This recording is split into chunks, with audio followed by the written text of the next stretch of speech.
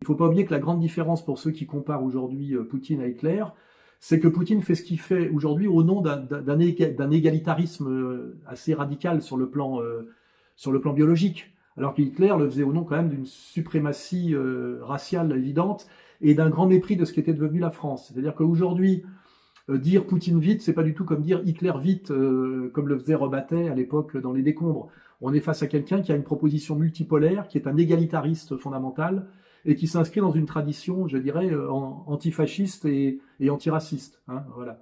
Mais moi, ce qui fait qu'il y a des petites réticences envers moi là-bas, c'est que je suis condamné en France pour antisémitisme, et eux, sans doute, ils n'ont pas creusé le dossier.